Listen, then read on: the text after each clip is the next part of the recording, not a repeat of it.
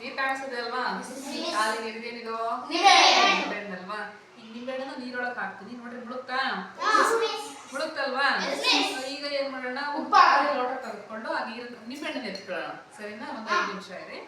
ನಿಂಬೆಹಣ್ಣೆಲ್ಲ ಎತ್ಕೊಂಡ್ಬಿಡೋಣ. ಎತ್ಕೊಂಡಲ್ವಾ ಹಂಗಿದೆ. ನಿಂಬೆಹಣ್ಣಿನ ಬರೋದೇ ಇಲ್ಲ, ಅದಕ್ಕೂ ಪಾಪ ಬರೋ ಮನಸ್ಸೇ ಇಲ್ಲ. ಇದೊಳ್ಳೆ ಕಥೆ ಇತ್ತಲ್ಲ. ಈಗ ನಿಂಬೆಹಣ್ಣನ್ನ ತೆಗೆದುಕೊಳ್ಳೋಣಲ್ವಾ?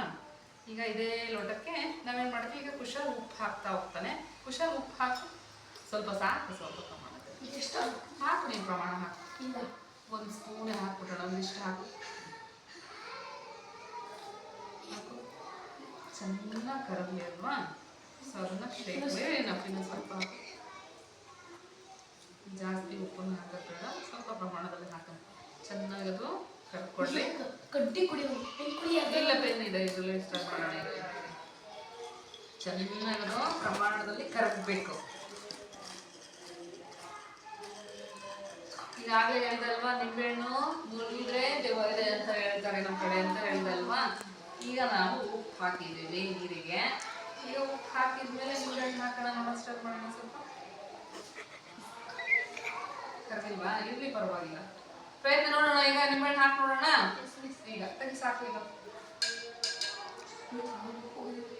ನೋಡಿ, ಹೋಗ್ತಾ ಇದೆಯಾ? ಯಾಕೆ ಇರ್ಬೋದು ನಿಂಬೆಹಣ್ಣಲ್ಲಿ? ನೋಡಿ ಎಷ್ಟು ಚೆನ್ನಾಗಿ ತೇಲ್ತಾ ಇದೆ. ಈಗ ದೆವ್ವ ಇಲ್ವಾ? ದೆವ್ವ ಓಡೋಗ್ಬಿಡ್ತು ಉಪ್ಪು ಹಾಕಿದ ತಕ್ಷಣ. ಹಂಗಾರೆ ನಾವು ಆಗ್ಲೇ ಹೇಳಿದ್ದೇನೋ ಮೂಢನಂಬಿಕೆ ಅಲ್ವಾ ಅದು? ಯಾವುದಕ್ಕೆ? ನೀರನ್ನ